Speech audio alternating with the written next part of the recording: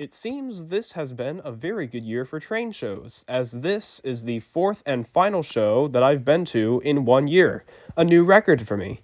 So let's cap things off with a very neat show. Well, they're all nice, but this one especially, as this is held by the Nebraska-Iowa Railroaders at the Oakview Mall in Omaha.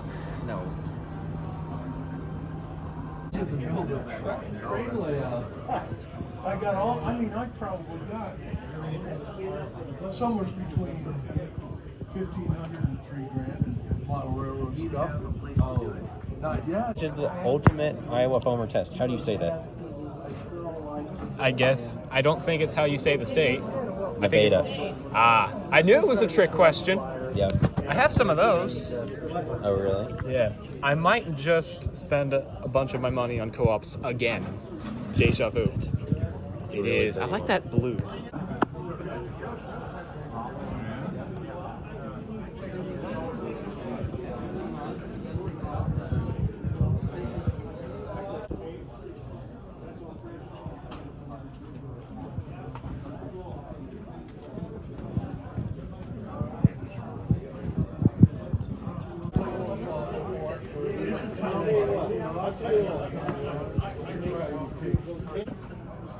Appreciate you guys making CRE for this.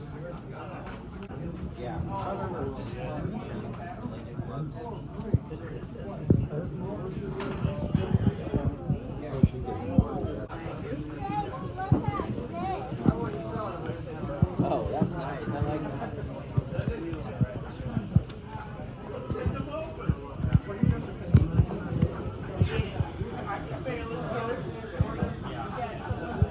Here, give me. I give you your thoughts on the milk pack. Give me. What? Yes, we can spend it. What are you doing here? What are you doing here?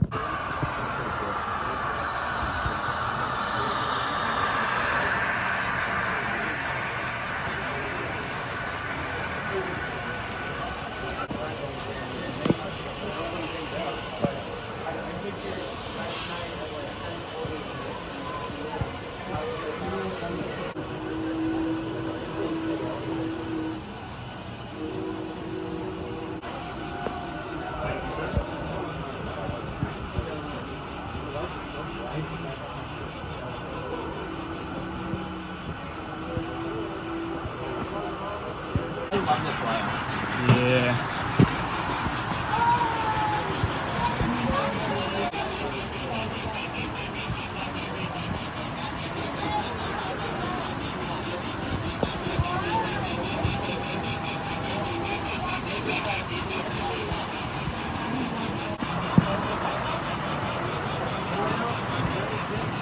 There goes, hook up the light. There's up the train. One of them I have is hard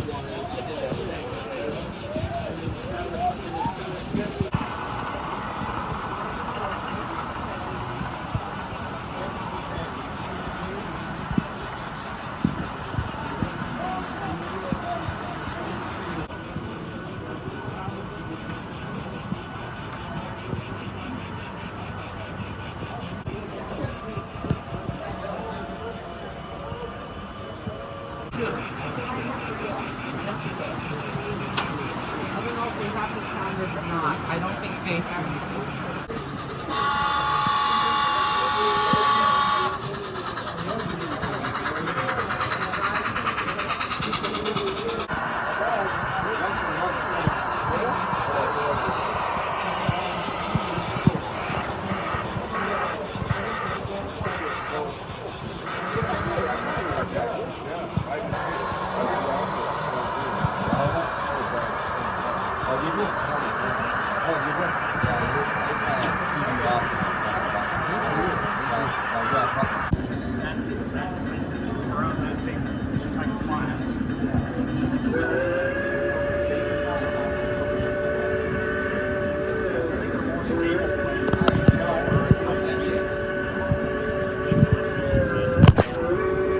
It's hard to film with this goodie bag. And so that's yet another train show that I can call a success. Always nice to have a a fun, successful show.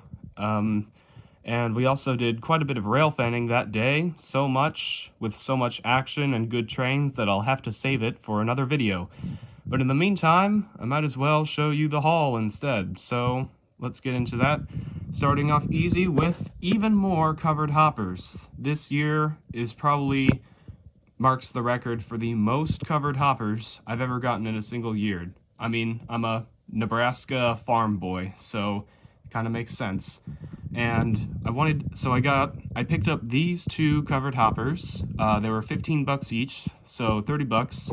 I got Old Reliable Burlington Northern. I've got several BN green hoppers, so always nice to have more, very fitting.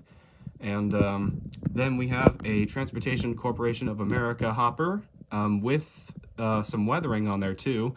This was actually a car that I was specifically looking for because I have another one like it, and I really like these red and white striped covered hoppers. As I've told you before, I just love smaller co-op hoppers, and I've seen these cars several times before, and I just have really grown to enjoy them, also just because they're red and white, which is perfect for Nebraska Big Red, so very fitting for the culture. And so yeah, these cars would look great behind a BNSF grain train, which is what I was shooting for. And so besides these two covered hoppers, I also got several locomotives to pull them with. And by now, you probably know the pattern of my train shows, so you're probably thinking, oh, he just got yet another 6-axle big GE diesel again. Right, he totally did that. Nope, I did not. I got something that came completely out of nowhere. This is very different to the kinds of locomotives that I normally get at train shows. These are two Missouri Pacific EMD GP35s from Athern. So I should fess up at this point that if you couldn't tell, I am very much a General Electric guy. This might be a hot take, but I do prefer GE locomotives over EMD. Sorry, I still like EMD, but I've just always preferred GE. And so over the past few years, I've almost entirely bought just GE 6-axle diesels. And so this is very much a change, but I wanted to get something different. I've been looking more into railroads of the 70s and 80s era, even though I know that the 70s were kind of like the dark age of American railroading. But it's an era I've been getting more interested into lately because it's kind of sort of a meeting of past and present. And by present, I mean the fact that covered hoppers that you can still see on trains today were brand new in that era and ran alongside 40-foot friction-bearing boxcars and behind Jeeps and U-boats, and they're still running behind Gevos and all that. So it's just a very interesting era to me, with a lot of old and new, with new, in quotations, being the still existing hoppers. So yeah, I wanted to get some locomotives that represented that era, and also just because they're Mopac, which is a railroad I've gotten a lot more interested in lately. They actually did run through Lincoln at one point, and I've walked right where their trackage used to be. So yeah, a railroad that I've found more significance with. And so I actually debated on whether I should get these two Jeeps or another 6-axle GE, specifically a Dash 9. But I went with these, and as much as I like the Dash 9s, I am very happy with these. And to be honest, I've never really seen these at a show before for sale, and I've always managed to pick up a GE at a show. So yeah, I think this is a nice change. And I am happy to say that even though they were only $50 a pop, they do run pretty good. Cosmetically, they are not the greatest. Some of their handrails are loose, and they are analog, but they are DCC ready, so I can fit a decoder in these things. And I have run them quite a bit by now, and like I said, they are very nice runners. So they've been doing great pulling a 1970s era freight train, which, just as I hoped, is complete with all kinds of rolling stock, from ready-to-run stuff to blue box kits, and of course, some of my accumulated covered hoppers over time. And even a caboose. I don't have many HO cabooses, but hopefully with this era, that will change. So, I'm not promising that I will continue to buy more 70s era locomotives. Sorry, EMD fans, but you're welcome with this. But I will say that if I ever find more of these locomotives for a good price, and I don't find any GEs that I like instead, I might consider getting more of these. So we'll just see what happens there.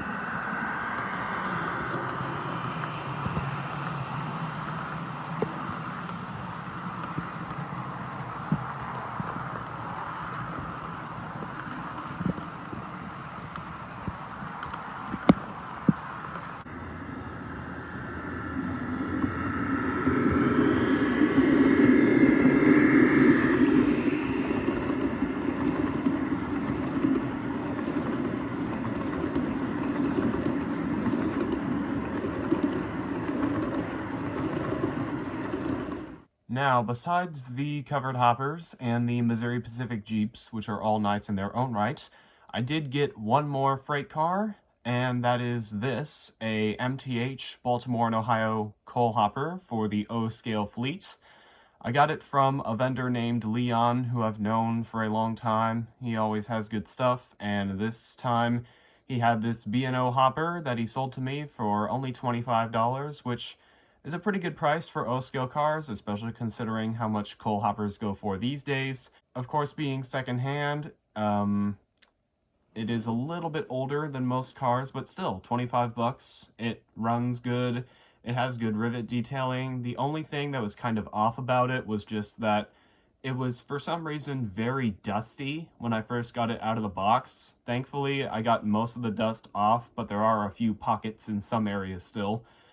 But as long as that's the worst part of it, I'm not too worried, and like I said, it still runs fine. I've run it on O-scale coal trains several times by now, and it looks good with my existing coal fleet, and it's just a nice car. I don't have very much B&O stuff, if any, honestly.